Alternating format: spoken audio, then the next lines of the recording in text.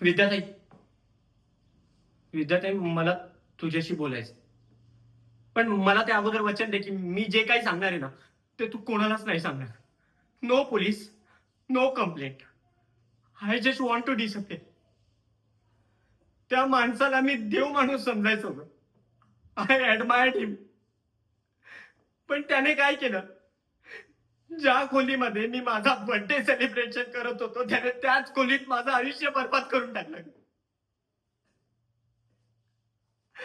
I was bleeding, I was screaming. मी खूप ओरडलो ताई, खूप खूप आक्रोश केला, सगळ्यांना आवाज दिला, पण माझा आवाज बाहेरपर्यंत गेलाच नाही. तो नाही थांबला. I feel so cheap, I feel so dirty. मला स्वतःचाच राग येतोय.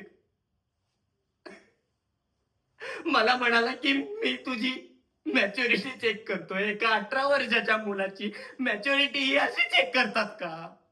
अशी चेक करतात.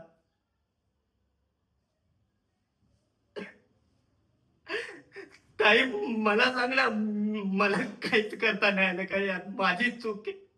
बाबा मला म्हणत होते की नको जाऊस गावाच्या बाहेर, पण मी नाही ऐकलं कोणाचं.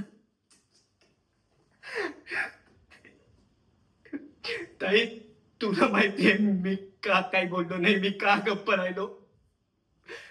कारण मुलं रडत नाहीत आणि मी एक मुलगा आहे ना ग ताई. Boy should be strong. तर मला माझ्या याच स्ट्रेंथचा त्याने फायदा घेतला आणि मला ओरबाडलं ग त्यानं. तो नाही थांबला त्याने.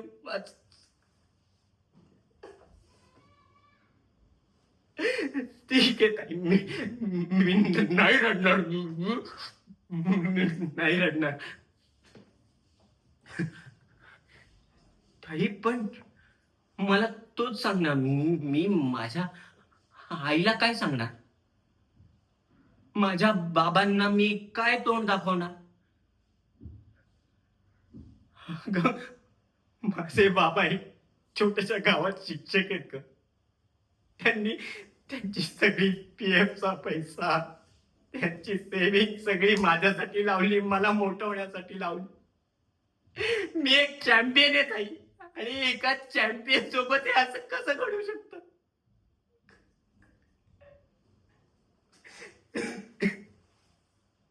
ताई, मला आता ना, मला नाही राहायचं इथे. मला मला काहीतरी कर. मी इथे कोणाच